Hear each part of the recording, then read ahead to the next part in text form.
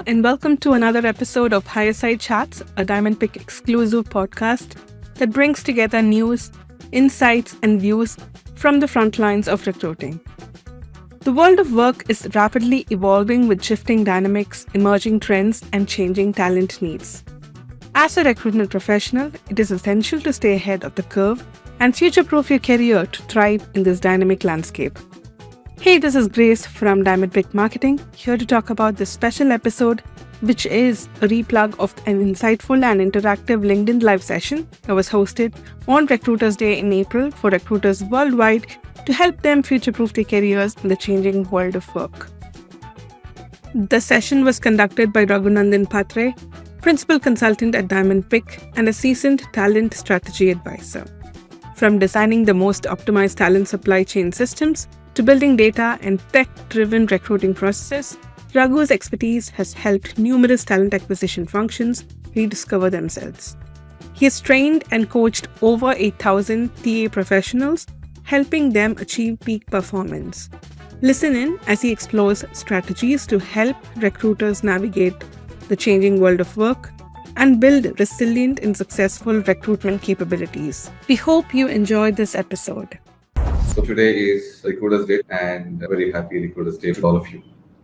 We want to contribute to the community as Diamond Pick, and we want to do it in many different ways. And one of the ways we want to contribute to the community is through contributing in terms of thought leadership, ideas. And at Diamond Pick, we do a lot of original research on talent acquisition and other related subjects.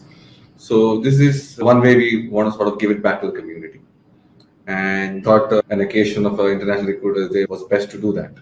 So primarily today, of course, we want to talk about recruitment careers, and particularly the theme today that we've picked is how do we future-proof our careers?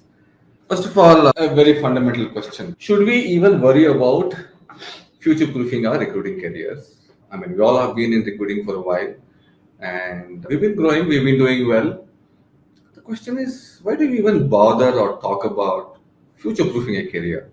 As far as I'm able to close my positions that are given to me, and as far as I'm able to meet the goals of my organization, irrespective whether you work for a staffing agency or for a corporate talent acquisition function, as far as you're able to do what you're asked to do, and you're getting a year-on-year hike, maybe you get a once-in-a-while promotion in a couple of years. As far as all of this is happening, why should I worry about future-proofing my career? So let me start demystifying that to begin with. The pace at which there are disruptions happening around us is so phenomenal that our recruiting world and the talent world will cease to exist in the current form and shape in a few years from now. And a classic example of that will be ChatGPT, right? Everybody talks about ChatGPT. And we are all of us are in awe of its capabilities. So recently, I think an international recruiting platform integrated ChatGPT into their platform. It takes the input as a JD on one side, and on the other side, it takes the input of a resume, and very effortlessly, seamlessly, it is able to give you an outcome in terms of whether the resume fits the requirement as described in the JD. Number one. Number two, it even goes on to suggest and recommend the screening questions that you could ask and so on. And what we are told is the whole ChatGPT capabilities, are in its very initial stage actually. And over the next few years, there'll be a lot more innovation, a lot more disruption, a lot more improvement on its capabilities. Just imagine what it could be capable of in a few years from now. The rate of disruption and innovation, particularly in the talent world, is such that the recruiting roles may not exist in the current form and shape in a few years from now. So unless you don't put in conscious efforts towards future-proofing your career, very unlikely that you will even stay relevant. By 2025, the role of a recruiter will be even more complex than what it is today, simply because of the way the world is changing. I'll give a simple example. Now, there was a pre-COVID talent world and there's a post-COVID talent world. In the post-COVID talent world, things just changed overnight. And all of us know of those days where on a weekend, we used to conduct a recruitment drive, used to have tens and hundreds of candidates lining up to take interviews. the whole operations, logistics of managing the drive, and all of that simply became history in the post-COVID world. And today, we all know how many candidates are even willing to come in person for a discussion, right? Overnight, we had to reinvent ourselves. We had to figure out how to do virtual hiring. We had to figure out how do we sell the brand even without a candidate coming into the premise, all that, right? Now, with all the disruption that are happening in the technology talent world, in 2-3 years from now, things will be very different in the way we will recruit.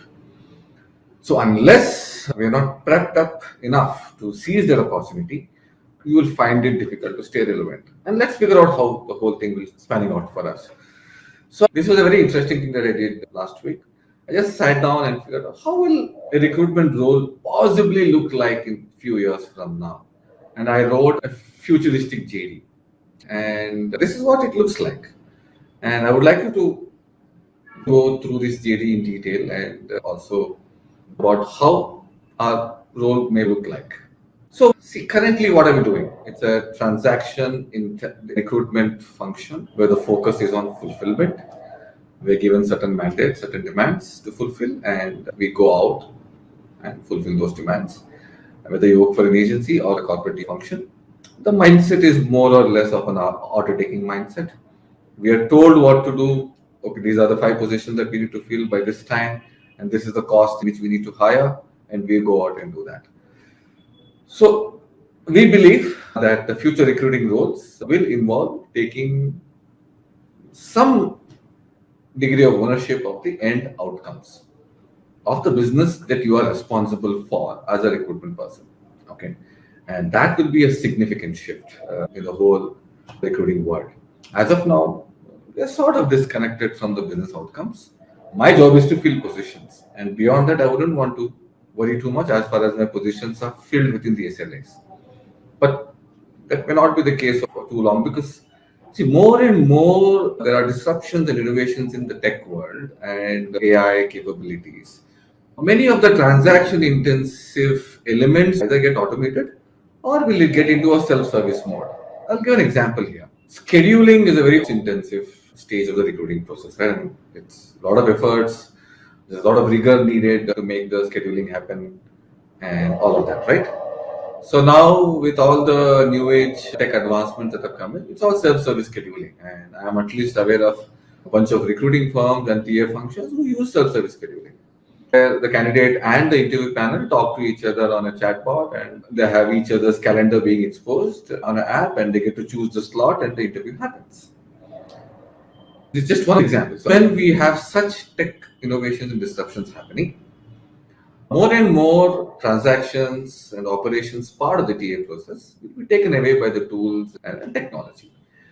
And I'll give another example. I'm a recruitment trainer. I teach search techniques and Boolean search techniques for recruiters, and I've been doing this for about 8 years now. With the current tools that are available in the market, and assuming a few more months, the same pace of innovation continues, recruiters will not be required to read Boolean strings. Which means currently there's a lot of pride that some of my team members take in, oh, you know what, I can read a JD, I can identify the right relevant keywords, I can group them, and I can build the most contextual search string which is suited to that repository, which is contextual to that JD, and the whole talent discovery process is seamless. All of this will be gone in a few months or a year from now because I am personally aware of at least 1 or 2 companies which want to make this, and it's quite possible. And one thing that Chat has done to all of us is reinforced the whole power of AI, what it can mean to us. So many of our current processes within recruiting functions, which are effort intensive, ops intensive, will be taken away by some of these tools. Then what do I do with my recruiting mandate? What do I do with recruiting folks in my team? How do I add value to my clients if I'm working for an agency? How do I add value to my stakeholders if I'm working for a corporate TA firm? Since your bandwidth is getting freed up because of some of these disruptions and innovations that are happening, you'll be expected to contribute to business outcomes. And that's what your future role may look like.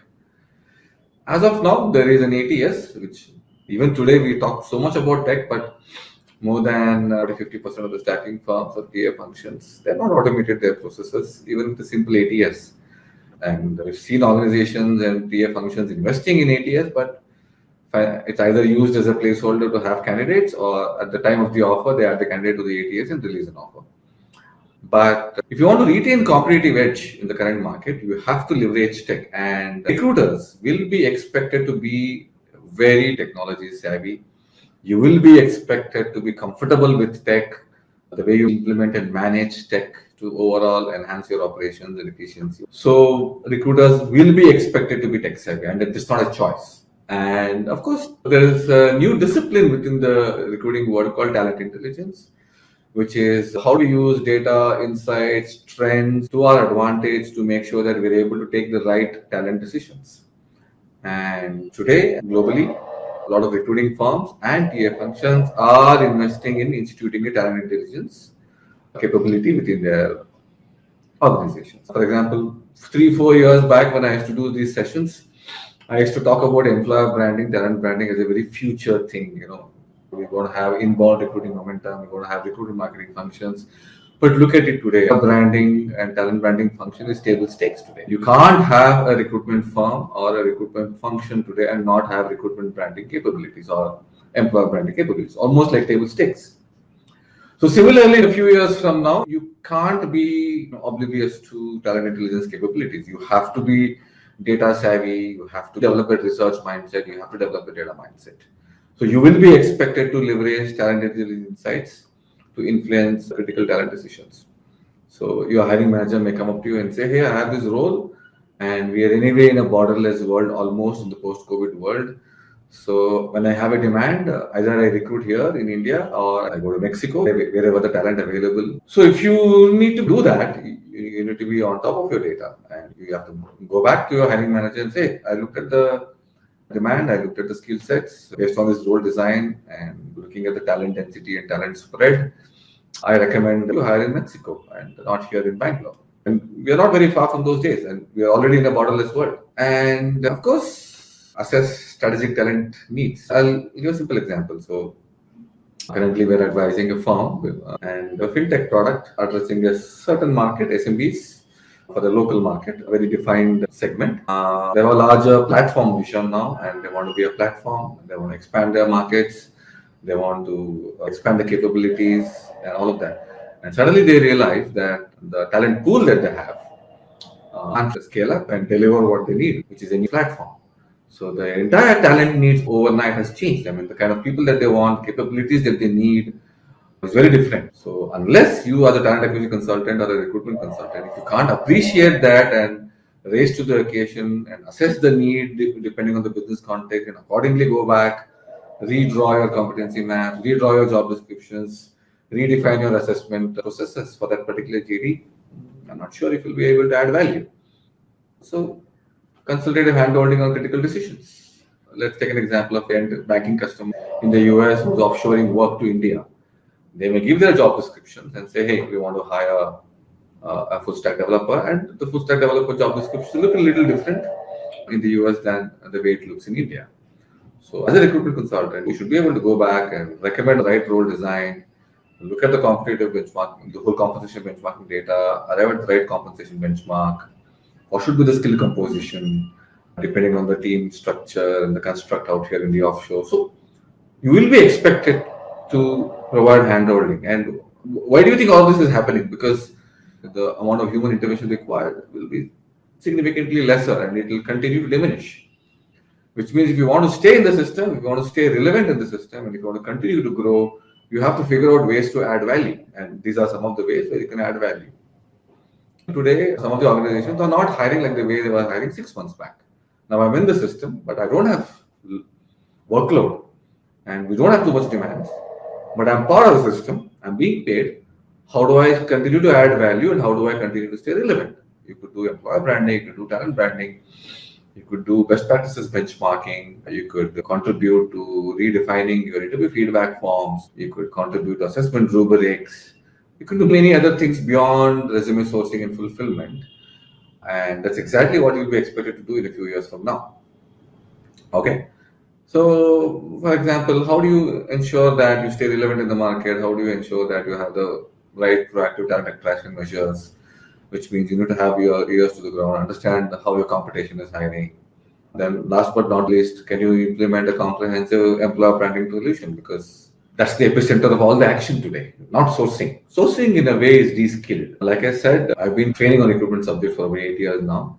And when I initially started training on recruitment subjects, I used to focus a lot on keywords, Boolean, grouping them together, and operator, how do you source, how do you use the right search techniques on LinkedIn. And now slowly but gradually we're realizing that everybody knows it and everybody does it well. It's no more a differentiator and it becomes easy. There are tools which will help you do that. You don't need to be an expert sourcer anymore to be able to add value. You have tools that can do it for you. The platforms have become very intuitive and user friendly, right? So it is already de-skilled in a way, sourcing as a function. So yeah, this is possibly what your role will look like in 2025. And this is not a science fiction movie where we're talking about a time in the future. This is very much real and this is very much present. And this is happening as we speak.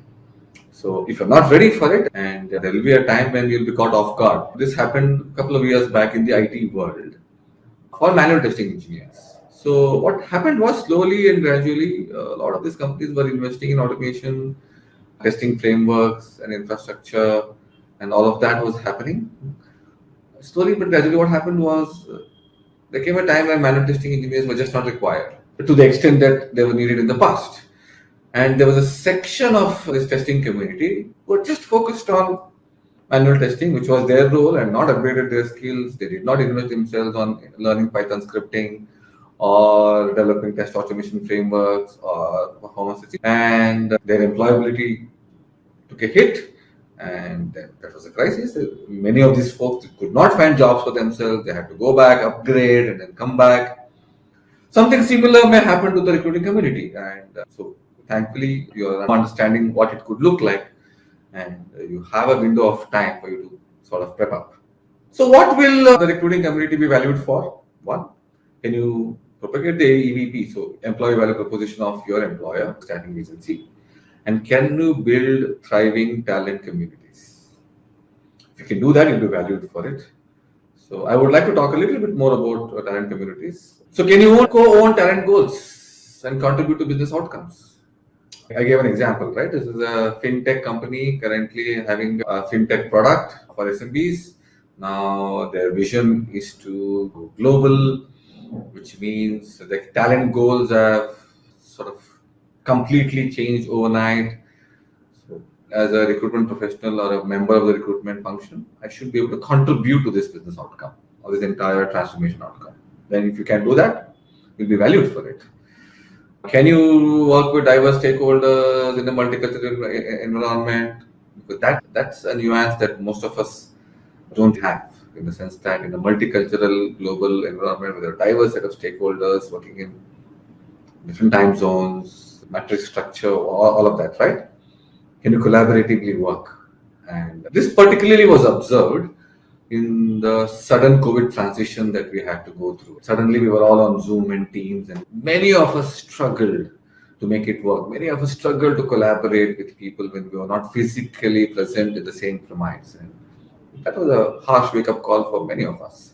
So can you influence critical talent decisions by leveraging, and can you use recruitment marketing platforms to build inbound recruitment? If you are able to do all of this, that's what you'll be valued for in the future. You will not be valued for your ability to spot a fantastic resume on Naukri. I think we'll have tools to do that. You will not be valued for your fantastic scheduling skills. No, we don't need recruiters to do that. You may not be even valued for your pre-screening discussions that you may have with your candidates, because we may have tools doing that. You have conversational intelligence already kicking in. And recently I evaluated a tool where it's an automated call and it's not a human on the other side, it's a piece of software. The candidate talks in real time, it extracts the speech, it makes sense out of the response, what the candidate gave you, and it will pose the next question to the candidate based on what they responded. Beautiful. So you will not be required or be valued for some of these things: sourcing, scheduling, screening, preparing those beautiful looking Excel trackers, right? Then what will you do? This is a partial snapshot of what you could be possibly valued for, right?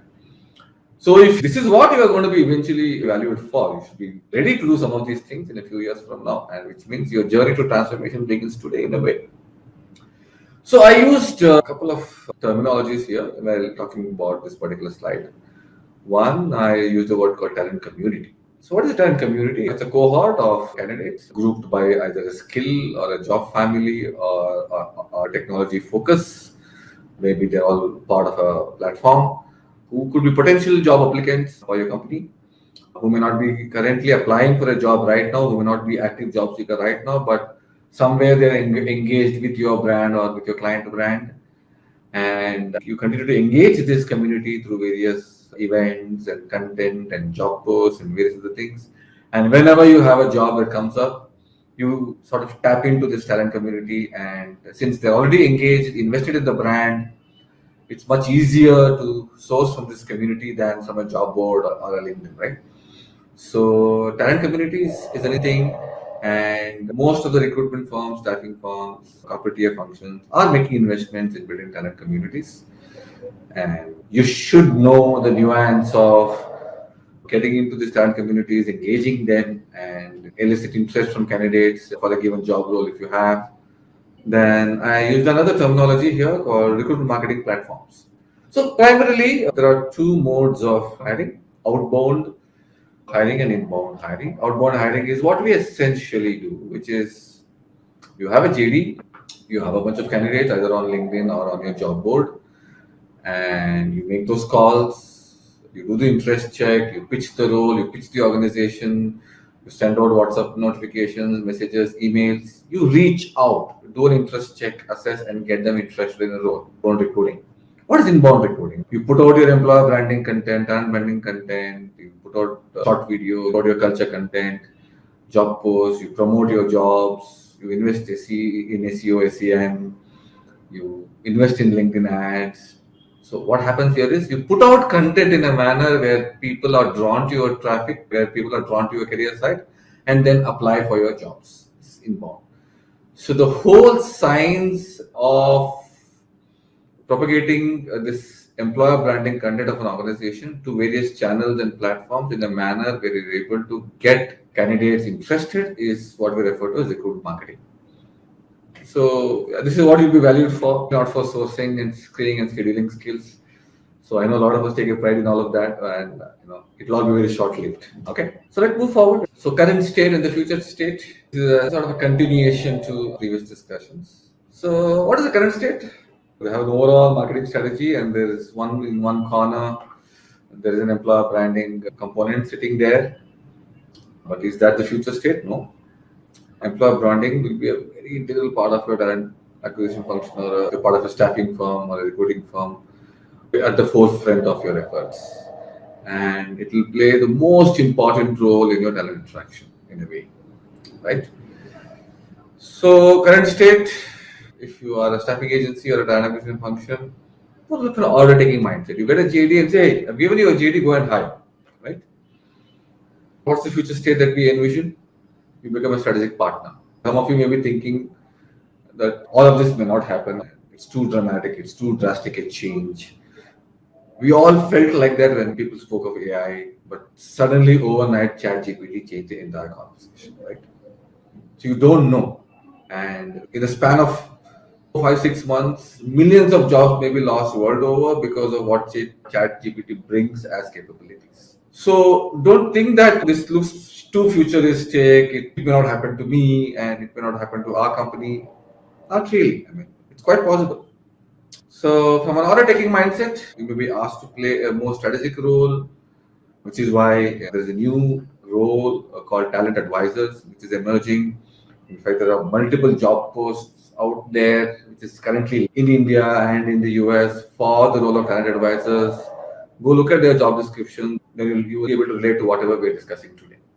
So currently, we manage recruiting process, and as and when recruiting processes and platforms evolve, many of the current elements either get automated or they become self-service. And if that self-service element increases in the recruitment delivery platform, then more and more will be expected to collaborate with hiring managers, co-own talent outcomes. So Currently, the way recruiting forms and TA functions are built is on the layers of efficiency and effectiveness. How quickly can you do, how efficiently can you do metrics, interview to offer ratio, screening, shortlisting rate, offer joining ratio. But the future state will be, the key foundational layers will be around experience, which is unless you are not able to deliver exceptional experience to candidates and your internal stakeholders and your customers, you will not stay relevant in the current markets. So currently, tech is seen as a lever for automation and basic process efficiency. Future state is tech will be seen as a lever to enhance or build a comprehensive service delivery platform and enhance overall stakeholder experience. So what's the difference? Difference is in a platform-led approach, in the platform-led recruiting world, there's a lot of user-driven experience, which means instead of a hiring manager or a client sending you an email with a JD, it could be a scenario where I log into a platform, I drag and drop JD, it quickly does a parsing, it identifies the key skills, it builds a skill map, it builds a sourcing guideline document, and there's a pre-screening template that gets generated, there's an interview feedback form that gets generated, and there's a sign-off happening between recruiter and the hiring manager on the overall strategic, on the overall sourcing approach. And it has a backward integration with the talent intelligence data to tell you instantly whether there are these candidates available in the market. I'm not talking about a future state 10 years from now.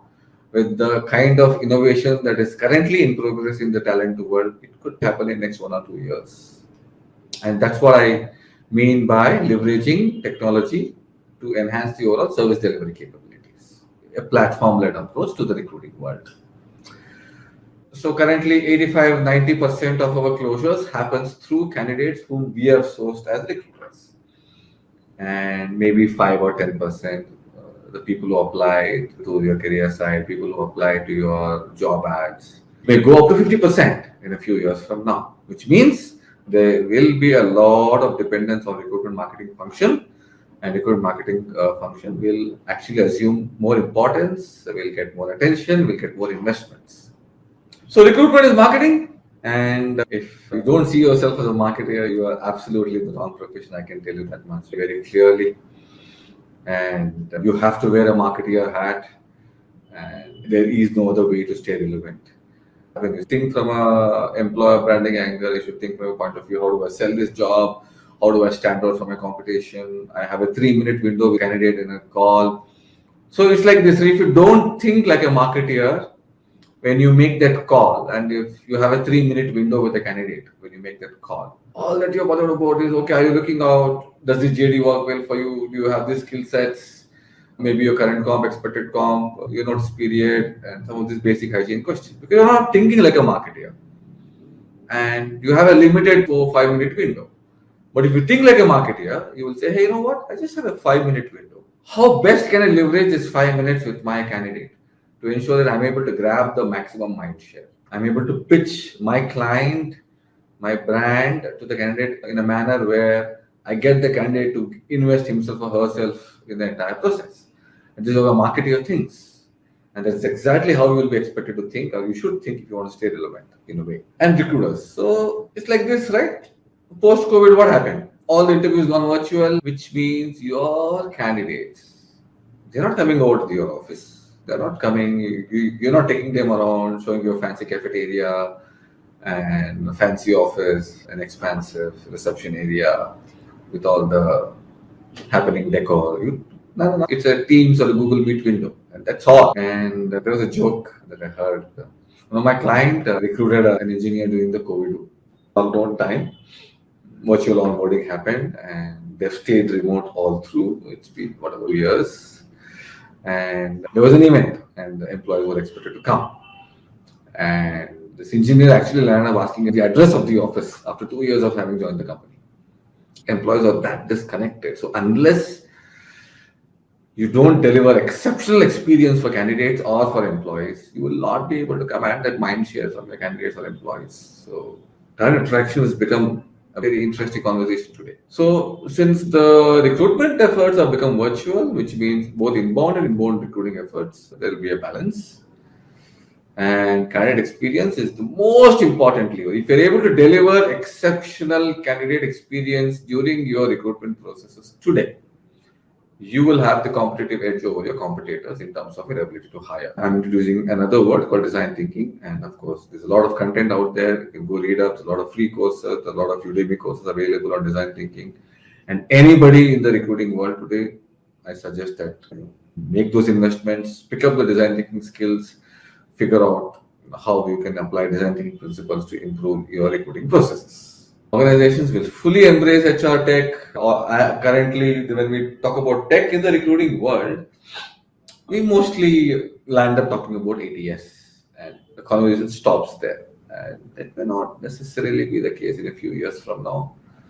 So whether it's communication, whether it's onboarding, whether it is talent discovery, whether it is interview experience, tech will be used across the process. There will be multiple technologies coming together, creating a comprehensive HR tech stack for organizations. And conversational intelligence and chatbots, particularly, will be used extensively in the recruiting world. Which means if you want to stay relevant in the recruiting world, you should know how to use technology to your advantage to bring in more efficiencies, to deliver better hiring outcomes, to deliver better experience for your stakeholders and candidates. You have to be tech savvy. I don't think that any of us have a choice anymore. In fact, something interesting is happening in the healthcare world. And if you're a doctor today and if you're not tech savvy, you would find it very difficult. I mean, forget about recruiters. Medical professional doctors are being challenged. And medical professionals who are not tech savvy will find it difficult to stay relevant. And there's no question that the recruiters will not face this, right? So what should you do now? Okay, we've discussed a lot of ideas. We've discussed future scenarios. Now what should you do? Now, it's simple. Become a marketeer. Embrace tech and gain deeper understanding of your client's business. If you see a marketeer or a branding professional, and there's something distinct about their personality, they're very expressive, they're very articulate, slightly lower on inhibition, very confident, very assertive. So we're not talking about a skill set here. We're almost talking of a personality makeover, right? And that is a difficult journey. One, it's easy to say that become a marketeer, but the journey to becoming a marketeer is rather complex, effort intensive, takes a lot of effort, because from a recruiter to a marketeer, the transition of a journey is just not a transition of skill sets. It's almost a personality makeover. Let me give an example of what do I mean by gain deeper understanding of the business. It's like this. If somebody comes to me today, let's assume I work for a staffing firm as a recruiter, and a client of mine comes to me and says, "Hey Raghu, I want to hire a full stack developer." Then I would like to ask questions around the tech stack. I would like to ask questions around what are they building. I would like to ask questions around what markets are they addressing. Are they building an application? Are they building a platform? What's the scale of the platform that they're building? What's the construct of the team? Accordingly, I'll go out and try to identify the most suitable, best fitting candidate. For me to have this kind of conversation with my client, I have a very deeper understanding of the business that my clients are operating in.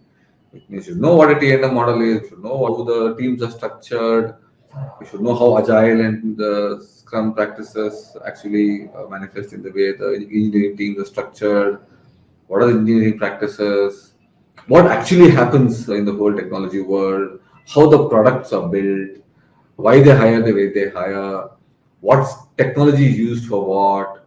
Unless you don't have a deeper understanding of some of these things, you will never be able to have a deeper conversation with your hiring manager or a client. So today, the differentiation is your domain knowledge. The differentiation is not your recruiting skills. And let me tell you that very clearly. And I can very confidently tell you this in a way. Because a simple example of that will be, we conduct something called the recruiting boot camp. It's a 5-day boot camp. A fresher gets in. In about 5 days, we teach Boolean, we teach X-ray, we teach basics of branding, we teach GDD construction, we teach pre-screening and fitment analysis. Now, 2-3 weeks post-training, the person is up and running fantastically. 3 months, the person is a pro as far as these skill sets are concerned. Then why do I need an experienced resource if I'm able to teach all of this in a matter of 3 months? So what I need is market context, domain context, org context, what kind of teams that the hiring manager is building, what kind of candidates best fit, and what does JD mean, what are the KRAs, what are the competencies. So this is the differentiator. We need recruiting folks with the deeper understanding of the business, of the domain, of the markets, and that's the real differentiator. So embrace tech, gain deeper understanding of the business, and this is exactly what you're expected to do. So look at how your future skill map could potentially look like. It's almost scary. And like I've said, this is not a science fiction movie, right? This is real, this is present, this is happening as we speak. And the whole transition to this future state can be very rapid. And it can happen in 2 years, it can happen in 3 years, it can happen in 1 year, depending on how things change in the technology world, right? And this is your future skill map. And yeah, go back, do a simple reality check, do a self-assessment, figure out where you stand, and start making investments in yourself. See, sometimes your employers may make those investments on your behalf. They may take interest in your capability building, skill building, career development, and all of that. And sometimes it may not happen from the employer. And most of the times it may not happen from the employer, actually, in a way. So you have to assume responsibility for your own career progression, and you have to start making those investments. When I say investments, I'm not necessarily talking about money. 1 hour a day of learning is a given. And if you're not investing at least 60 minutes in a day for learning, I have my own doubts if you will be able to stay relevant. And is it only about the recruiting? Absolutely not. And let me tell you, it does not matter which industry, which role, which function you are part of. If you are not investing in learning, upgrading yourself, you will not stay relevant. See, I'll tell you, in early 2000, 2001, 2002, I was an IT guy. I learned Java. I knew JSP, I knew servlets, I knew EJP. I'm talking about back in the day, right? And for 10, 12 years, I stayed relevant. I used to learn some new version, some new library got released. I learned it, or somebody taught me. I was able to stay relevant. Then this whole full stack revolution happened, right? Then early days, people knew JavaScript, some Angular, some React, some basics of build and release DevOps. And for a few years, people stayed relevant. Today, the rate at which these platforms and frameworks and tools are evolving, if you stop learning for 6 months or 1 year, next year, if you come back, you will not stay relevant. And that's the pace at which things are changing. And something similar will happen in the recruiting world as well. So yeah, the message is clear. Invest in yourself and take ownership for your career progression and be prepared for the future. Of course, this is a very exhaustive list. And if I have to talk about each of these skill sets, that itself is a 2-3 hour conversation.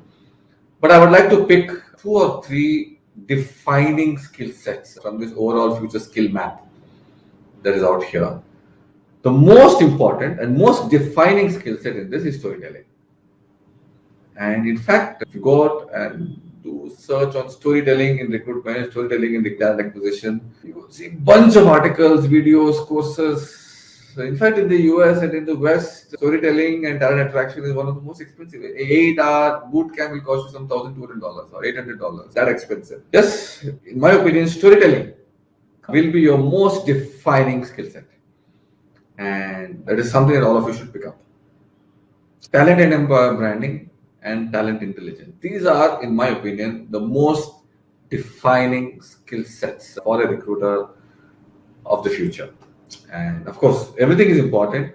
It's not that anything is less or more, but particularly these 3 skill sets are very defining because they are your multipliers. For example, if you give me a recruiter today, even with 2 years experience, who is exceptional in storytelling, who has a handle on employer branding and talent branding aspect of the recruiting function, who knows how to leverage talent intelligence, you give me 100 of them, I'll recruit them because there's enough work for all of them. But if you're going to give me a recruiter who knows, who can do some screening, who do some sourcing, and do some efficient scheduling, I have no jobs for them. because the current needs that our customers have is very different than what they used to have earlier. With that thought, I'm going to stop. There are a few questions coming in. I'm learning Boolean search. Can you share some courses for Boolean search or X-ray search? Okay. Well, there is enough open learning content available on YouTube, actually, on Boolean search. So there are a bunch of them. And there are some websites. In fact, if you registered for this event, I'll ask my marketing team to share a list of resources with you, Harish, which can be helpful for you to learn Boolean search. There are a bunch of websites and there are a bunch of YouTube channels which teach Boolean skills. As a fresh out of college, how can I set myself apart to stand out in this ChatGPT world? Rather interesting question, Vipin. See, of course, we are in a ChatGPT world and I can't deny that. Develop deeper understanding of the business context. That's the only way you can set yourself apart from everyone else out there. Whichever market you're operating in, there is a customer world, there is a customer's customer world. For example, if I recruit for an IT services company today, that IT services company is my customer. But IT services in turn is servicing their customers back in the West. It could be a bank or it could be an automotive company, whatever. Understand your customer's world and understand your customer's customer. Understand the business context. Understand the business world, where it operates, macroeconomics, macro technology world. What are the factors? All of that is basically business context, domain context is how you will set yourself apart in the ChatGPT world. Yeah, Arvind is asking a question here. The future skill map looks all good, exciting, all of that, but how do I know where I stand and how do I assess? Well, I hope there was a simpler answer to this question. Could have been, okay, take a diagnostic test and figure out where you stand. But unfortunately, there are no such self-assessment tests out there to say where you stand. So answer is very simple. Be part of talent communities, talent acquisition communities in particular, which give out thought leadership content. It could be Boolean Black Belt, it could be Recruiting Toolbox. Similarly, listen to a podcast, a bunch of podcasts, videos, and read thought leadership content, white papers on talent research in a given week.